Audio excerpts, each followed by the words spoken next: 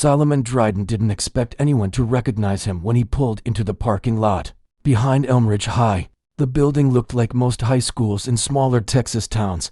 Weathered red brick, a few flags fluttering over the entrance, kids loitering near the gym doors. It was already crowded with parents in dress shirts, siblings holding signs, a grandmother leaning on a walker. He parked his Dodge Charger near the chain-link fence and stepped out, smoothing the lines of his deep blue Marine uniform. His boots were polished to a mirror shine, not because he was trying to show off but because there were things he didn't know how to do halfway. Solomon looked around. His posture stood out, upright and firm. His face, though calm, carried the stillness of someone who had seen life from too many angles. He had driven 8 hours from Temple to make it to his son's high school graduation. He could have flown, but the Charger was his wife's favorite car, and even after her passing 2 years ago, he still felt closer to her on the road. Solomon opened the car door and pulled out a small photograph from the glove compartment.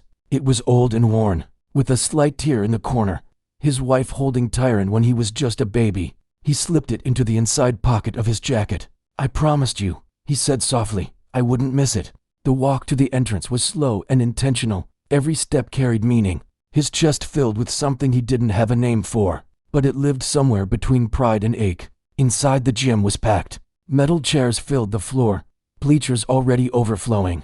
The air smelled faintly of concession popcorn and floor wax. It was noisy, chaotic, alive. Solomon showed his printed ticket to a volunteer near the door, a short man with a clipboard and headset.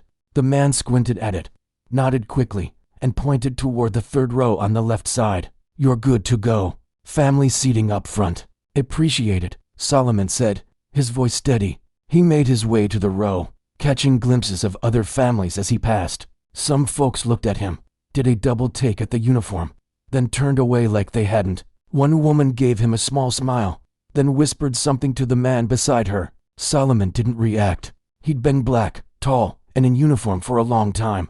He knew what some looks meant and what others didn't. He found his seat and sat down. The chair was plastic, slightly wobbly. He adjusted it without complaint. In front of him, the stage was set. Banners hung across the gym wall. Class of 2024 in big silver letters. A few school board members stood near the podium, checking notes. Solomon glanced at the rows of students lined up at the far end of the gym. Tyron was somewhere in the middle, tall, lanky, with his mother's eyes. 18 years gone, just like that. He remembered holding him the night he was born, still in uniform, dirt still under his fingernails. He'd flown in from Okinawa with only 4 days leave, and now here they were. He sat still, barely blinking, soaking in the moment. Behind him, people continued filing in, chairs scraped, programs rustled. Someone laughed too loud. A man dropped his coffee and muttered under his breath. None of it touched Solomon. His world was narrowed to the stage, the rows of young faces, and the weight of the photo against his chest. Then the music started, pomp and circumstance, and the crowd around rose to their feet. A few students looked nervous, others beamed. Solomon stood too, shoulders squared, arms at his sides. The national anthem followed. Everyone placed hands over hearts. Solomon didn't move. He didn't need to. His whole presence was a salute. He thought of his wife again. How she would have cried through the whole ceremony. How she would have fixed Tyron's tie 3 times before letting him leave the house. His eyes stayed forward, but as the last note of the anthem faded, 2 uniformed men began walking down the side aisle, and they were heading straight for him. The 2 security guards moved with purpose. They weren't police. Their badges read Harlan Security Services, and their uniforms were standard black polo shirts, tucked into cargo pants, earpieces, radios on their belts. Neither of them looked older than 31. One was short and wide-shouldered, with a shaved head and a tight expression. The other was taller, lanky, and chewing gum like he had somewhere better to be. Solomon noticed them right away, but didn't flinch. His training taught him long ago that stillness was often more commanding than movement. He kept his eyes forward, his hands resting loosely on his thighs. The shorter guard stopped beside him and leaned down just enough to be heard. "Excuse me, sir," he said in a low voice. "We're gonna need you to come with us." Solomon slowly turned his head. "Is there a problem?" The tall one stepped forward. "Yeah, this section's for families of graduating seniors." Solomon blinked, then reached into his coat pocket and pulled out the same printed ticket he'd shown at the door. "This is my seat. 3rd row left side, family seating confirmed." The shorter guard didn't even look at the ticket. "We got told it's full." Solomon didn't move. "It was full when I sat down too." "You want to tell me who gave that order?" The tall guard shifted uncomfortably. He wasn't expecting a calm, clear voice. "Look, it's not a big deal. There's some extra seats in the back. Let's not make this anything it doesn't have to be." Solomon's eyes narrowed slightly, not with anger, just quiet calculation. "I drove 8 hours to watch my son walk across that stage. I'll be sitting right here." A few heads had started turning. A woman to Rose over nudged her husband and nodded toward them. Someone in the bleachers tilted their phone slightly, maybe recording. The short guard straightened up and looked around. "Sir, I'm gonna ask one more time." "You can ask all day," Solomon said, his voice lower now, firmer. "I'm not moving." The tall one sucked his teeth. "Maybe you'd be more comfortable in the back. That's all we're saying." And there it was. Solomon looked at him fully now. That phrase wasn't about logistics. It wasn't about policy. It was about something older, something quieter, something that had followed him all his life in boardrooms, waiting rooms, front porches, and even the base cafeteria. Just behind a smile, just under a whisper, he didn't respond. The air shifted around them, the way it does when people start sensing a line has been crossed. The short guard noticed it too. He adjusted the radio on his hip and muttered something into the mic, never breaking eye contact. Solomon stayed seated, staring forward like the conversation had ended, because for him, it had. A woman seated beside him, older and pale-skinned, leaned slightly toward him and whispered, "Don't you let them move you?" He nodded once, acknowledging her but saying nothing. He didn't want to make a scene. He wanted to watch his son graduate like any other father. But the guards weren't finished. The tall one lowered his voice again. "Look, you got a problem. Take it up with the school office. We got our orders." Solomon turned his head toward him once more. "You have a name, son." The guard blinked. "It's Officer Malley." "Not officer," Solomon replied. "Your private security." The other one stepped in. "All right, that's enough. If you don't stand up." He didn't finish the sentence because that's when the gym door at the far end clicked open, and 6 men walked in. No uniforms, no badges, just firm postures, squared shoulders, and faces that said they'd been through worse things than awkward stares and misjudged instructions. They didn't walk in together. They filtered in one by one, taking different spots like they weren't there together. But anyone watching closely could tell they moved the same, watched the room the same, sat the same, still, steady, and alert. Solomon didn't look back. He didn't have to. He knew exactly who they were. But the guards didn't, at least not yet, and they were about to find out. Solomon kept his focus on the stage. His jaw didn't move, but his mind was turning. He wasn't angry, not yet, but something inside him clicked into place. Like a switch he didn't use unless he had to. The one built for survival, for balance, for patience under pressure. The 2 guards didn't leave. They hovered. It was the kind of hovering that wasn't about doing a job. It was about trying to remind someone they had power. But what they didn't understand was that Solomon had lived in places where power was life or death. Not some gym with folding chairs and a sound system. A student name was called from the stage and the crowd clapped politely. But people weren't really paying attention to the ceremony anymore. Not the ones nearby. They were watching the standoff, pretending not to. The taller guard, Malley, shifted his stance again. He leaned closer, voice quieter this time. "I'm trying to do you a favor here, all right? This doesn't need to get ugly." Solomon's eyes flicked to him. "You don't have that kind of favor to offer." A pause. Malley drew back slightly, as if reconsidering his next move. But the shorter one, Garvin according to his badge, was less subtle. He didn't like being challenged. His hand hovered near the radio again. A few rows behind, a man stood up slowly. Nobody noticed at first. He didn't say a word, just crossed his arms and stared. He took a seat near the aisle without removing his gaze from the scene in front of him. A second man stood up on the opposite side of the gym. Same posture, calm, intentional. Then a third. They didn't speak. They didn't need to. Solomon knew them all. He didn't turn to look because his instincts didn't require confirmation. He had led these men through mud, gunfire, and silence darker than most people could imagine.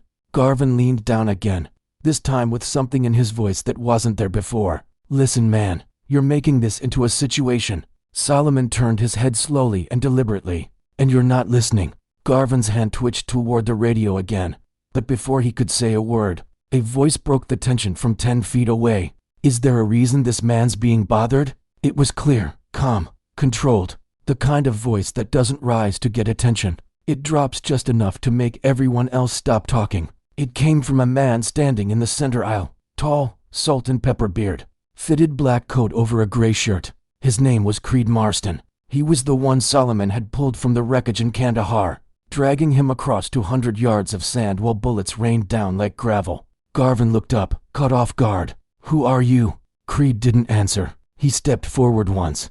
"I asked you a question." Malley raised a hand. "Sir, we've got this under control." "No," Creed said, sharper now, "you don't." Another man stood up from the far bleachers, then another. 4 of them now. Solomon remained seated, still quiet. The entire left side of the gym was now watching openly. A boy pointed. A teacher tried to wave attention back to the stage, but nobody was looking at the diplomas anymore. Creed took one more step forward. "You're embarrassing yourselves, and you're one breath away from making this worse." Garvin glanced at Malley, who looked less confident by the second. It was clear now they hadn't expected backup, especially not backup like this. "I don't care what your orders were," Creed said. "You don't put your hands on that man. You don't tell him to move. You don't ask again." The silence in the gym felt tight, the kind that didn't come from fear, but respect. A quiet respect that started to swell as more people realized what was happening. Solomon finally looked up at Creed and gave the smallest nod. Not a thank you, not a request, just recognition. Creed's eyes softened for a moment. Then he stepped back and took his seat again, arms folded. But the tension hadn't left the air, not yet. And the people watching were waiting to see what the guards would do next. The gym faded, the stage, the banners, the faces, all blurred into the background of Solomon's mind. His eyes were still open, but his memory yanked him backward. 15 years ago, Afghanistan. It was late afternoon in Kandahar province. The sun didn't set gently there. It crashed down like a hammer, turning the sand to rust and the air to steel. Solomon, a gunnery sergeant back then, had just finished briefing his unit when everything went sideways. A roadside IED blew under their convoy, flipping the lead Humvee like a toy. Dirt and metal rained down before anyone could scream. Then came the gunfire, not scattered, coordinated. Solomon didn't think. He moved. He ducked behind what was left of a door frame, surveying the chaos. Smoke clouded the edge of the valley, but he saw 6 men down, trapped behind the burning wreckage of a second vehicle. Most were pinned. One was already trying to crawl forward, dragging another by the vest. That was Creed Marston. He had just 3 months in country and a bullet through his thigh. Solomon bolted, no hesitation, no radio call. He ran through open ground, dodging bursts of gunfire, sliding into cover behind a blown axle. Creed looked up, blood on his temple, gasping. "You're bleeding," Solomon had said. "You noticed," Creed coughed. Solomon grabbed the straps of the downed soldier beside him, Enrique Soto, and began pulling. Creed pushed from behind, wincing with every inch. "Where's Davis?" Solomon shouted. Creed pointed weakly. "Left side, under the hood." That's when Solomon saw him, a young SEAL pinned under part of the engine block, leg trapped. He was yelling for help but too far gone to move. Without pausing, Solomon told Creed, "You keep low and move when I move." Creed nodded. That's when he really started to understand what leadership looked like. Solomon sprinted across again. His foot hit gravel then bone. But he didn't stop. He slid to Davis, crouched low, and gripped the edge of the mangled hood with both hands. It wouldn't budge. "Gunny, don't," Davis shouted. I'm good. You're not staying here." Solomon braced one foot, dug deep, and lifted. His shoulders strained, his ribs ached. The metal groaned, but it rose just enough for Davis to yank his leg free. They fell back together, crawling toward the ridge line. Gunfire cracked overhead. Creed returned with Soto limping on his good leg. 2 others followed, Lim and Horton, faces blackened with ash, rifles at the ready. When the firing stopped, there were no cheers, no victory speech, just silence and breathing. All 6 of them were alive. Solomon was the last to check out. He stayed on rear watch until the dust settled and the medevac arrived. He didn't speak for a long time after that, but Creed remembered. They all did. After that day, there was never a doubt. If Solomon asked for anything, anywhere, anytime, they'd be there, no matter what. Back in the gym, Creed sat quietly in his chair, eyes fixed on the guard still standing near Solomon. He wasn't thinking about war. He was thinking about promises. The man who had dragged him out of a war zone was now being harassed in front of a high school stage for trying to watch his son graduate. He clenched his fists. Another seal, Javier Meeks, walked in and sat for rows back. Then Zachary Wells found a spot along the right side bleachers. They didn't speak. They didn't need to. Solomon glanced toward the back of the gym now, just briefly. His eyes met Meeks. That was enough. But the guards didn't understand what those looks meant, not yet. And the moment they made the next move, they'd learn real fast. The ceremony pressed on, at least on the surface. Names were still being called, families clapped, some too loudly, trying to cover up the tension that now thickened the air. But the attention had shifted. Eyes that had once been glued to the stage now kept drifting toward the third row on the left, where Solomon Dryden sat like a statue, and two guards stood like they didn't know what to do next. Garvin glanced toward the front, where a school official tried to get his attention. The woman looked nervous, mouthing something and gesturing subtly toward the guards. But Garvin shook his head. He wasn't ready to walk away. He'd started something, and his ego didn't know how to back down. Mally shifted his weight again, his jaw working harder now on the gum, clearly uncomfortable. But he hadn't walked away either. "Sir," Garvin said again, this time louder, "this is your last warning." Solomon didn't move. To do what, exactly? Garvin stepped forward, leaning in so close his belt brushed Solomon's knee. "To stop making a scene. We don't want any trouble. Just move to the back." Solomon turned his head and looked him dead in the eye. "You're the only one causing trouble." Garvin's nostrils flared. That's when it slipped. "You think wearing that uniform makes you better than everybody else? This is a high school, man, not your base." A hush fell across the rows around them. A little girl stopped squirming in her seat. A dad with the camera froze mid-zoom. Even Mally took a half step back, like the words had landed heavier than he expected. Solomon didn't blink. He took a breath, not to calm himself but to stay grounded. "You need to walk away." Garvin didn't. Instead, his hand dropped to the front of his belt, not on a weapon but near enough to feel threatening. And that's when Creed stood up. He didn't yell. He didn't posture. He just stepped into the aisle, slow and focused, like the conversation had become his business now. The gym wasn't dead silent, but close. Creed's voice was clear. "If you touch him, you'll answer to me." Garvin turned his head. "And who the hell are you?" Creed took another step forward. "The man who's telling you this ends right now." One of the school board members noticed what was happening and whispered something to the principal. An assistant principal got up and started moving toward the back of the gym, probably calling someone on the walkie-clip to her side. The school staff was finally realizing this wasn't going to die down quietly. More SEALs rose from their seats, spread across the room. No formation, no spoken cue, just a unified instinct that kicked in all at once. By now all six were standing. Garvin looked around, realizing they weren't just dealing with some angry parent. Something was different. These men didn't fidget. They didn't shift from foot to foot. Their presence filled the space like pressure before a storm. Creed took a step closer. "You've got two choices. Walk away now or watch this go somewhere you don't want it to go." Mally's voice finally cracked through. "Let's just back off, man." But Garvin still hesitated. Solomon spoke again, not to Garvin but to Creed. "Don't waste your breath." He already made his decision. Creed didn't smile. He just lowered his voice one last time. "Don't mistake silence for weakness." Finally, Garvin stepped back, not much, but enough. His hand dropped away from his belt. His face burned, but he was outnumbered and outclassed. The principal appeared near the aisle, whispering quickly to the guards. Whatever she said was quiet but firm enough to send them both walking toward the back exit.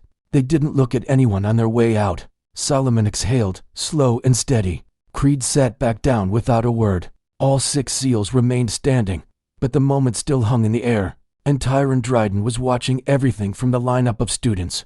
His hands clenched at his sides. Tyron Dryden was near the center of the graduating class, standing in line between a girl with bright braids and a boy whose gown kept slipping off his shoulders. They were trying to focus on the ceremony, laughing nervously and checking their name cards like the world was normal. But Tyron's world wasn't. He had seen the two guards walking toward his father from the minute the anthem ended. At first, he thought maybe it was just routine. Maybe they were helping someone find a seat. But something in his chest told him different. Then he saw the way his dad sat, so still, so composed, but locked in. He'd seen that look before. The same one he'd caught when he was 12 and came home crying because someone at school had said something they shouldn't have. His dad didn't raise his voice then either. He just sat with that same expression, like steel that refused to bend. Tyron kept his eyes on the scene as best he could from his place in line. He couldn't hear what was said, but the body language told him enough. He saw the guard standing too close, saw his father calmly staying seated, and then he saw a man stand up, a tall guy in a dark coat. And somehow Tyron knew that wasn't just apparent. That man knew his father. The way he moved, the way he placed himself between the guard and the row. It was clear he wasn't there for drama. He was there for Solomon Dryden.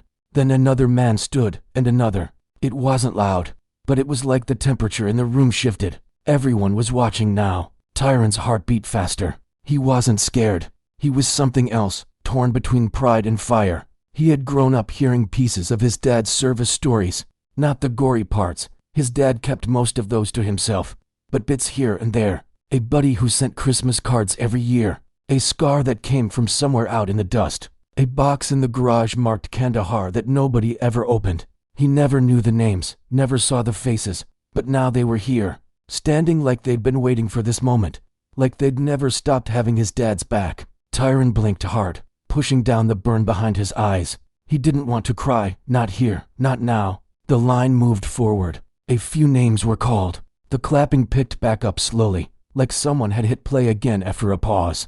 But the room wasn't the same anymore. The energy had shifted. It wasn't about balloons or banners now. It was about respect. One of the assistant principals tapped Tyron's shoulder and said something he didn't hear. He just nodded. The student next to him leaned over and whispered, "That your dad?" Tyron didn't say anything. He didn't have to. The entire gym had seen it. And now everyone in that building understood what kind of man Solomon Dryden was. In the audience, Creed remained standing.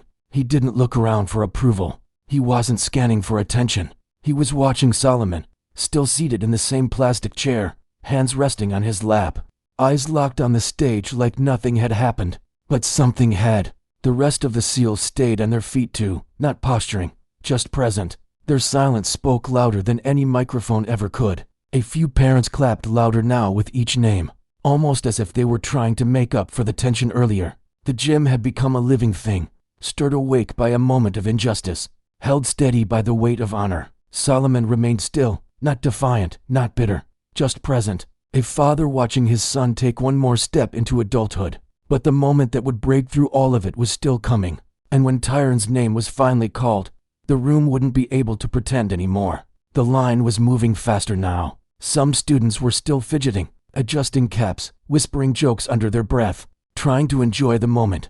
But Tyron wasn't in that space anymore. His mind kept flashing back to his father sitting alone, surrounded by faces, but completely centered in that chair like it had been built just for him. There was something about how he held himself, calm, quiet, unshakable, and something about the way those men, those warriors, rose around him without needing to be asked. Tyron realized for the first time that he didn't really know the full weight his father carried. Sure, he'd seen the pictures, the medals in the old wooden box, the folded flag tucked into the bookshelf in the living room. But those things never really spoke. They just sat there like relics.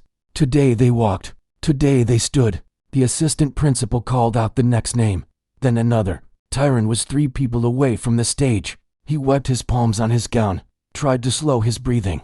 The girl in front of him turned and grinned nervously. "You ready?" Tyron smiled. "A little more than you know." He stepped forward. On the other side of the gym, Solomon leaned slightly forward. His eyes never left the stage. He didn't clap for every student, not out of disrespect, but because his focus had narrowed to the boy in the black robe with the red and white honor cords, the boy who looked so much like his mother when he smiled. 1 name, 2 names. Then the announcer paused for a second, cleared her throat, and spoke with a bit more weight than before. "Tyron Dryden." The name echoed. There was a beat of silence, half a second, maybe less, before the room erupted. Clapping, whistling, cheering. But what stood out wasn't the volume. It was the rhythm of it. The sound wasn't chaotic. It was deliberate, coordinated, deep. The 6 SEALs, still standing, raised their hands and applauded in perfect unison. Each one clapped with force, not performance. A salute without the salute. A gesture that said, "We see you, we see your father, we honor both." Tyron walked across the stage slowly, chin high, step steady. His heart pounded, but it wasn't nerves. It was pride, and not just pride in himself. It was the pride of knowing exactly who his father was and what it meant to carry that last name. He took his diploma from the principal, shook her hand, and turned toward the audience. His eyes scanned for one person, found him. Solomon didn't wave, didn't stand. He just met his son's eyes and gave the smallest, most meaningful smile of the day. Tyron nodded once and stepped off the stage. The applause still hadn't died down. Parents who hadn't said a word all ceremony were now clapping hard. Some stood. A few wiped their eyes. Not sure exactly why, but feeling like they'd just witnessed something that mattered. Solomon sat back in his chair and let the moment wash over him. He wasn't the kind of man to cry in public, but inside something loosened. Not grief, not pain, just release. The kind that only comes when the circle feels complete, even if it never really is. The other names continued, but something had shifted. From that moment on, every student who walked the stage walked in the echo of what had just happened. Not because it was dramatic, not because it was viral, but because it was real. But the story didn't end with the applause, and when father and son met again outside the gym, it would be more than just a proud hug. It would be the passing of something deeper. The final name was called 20 minutes later. Everyone stood as the graduating class threw their caps, screamed with relief, and hugged like they hadn't seen each other in years. Phones went up, cameras clicked, and balloons bobbed above the crowd as the students began filing out through the gym's double doors, toward the back lot. Solomon didn't move right away. He sat quietly as the noise swelled around him, soaking it all in. The music, the laughter, the flash of silver and red gowns sweeping by. His eyes followed Tyron as he disappeared into the hallway with his classmates.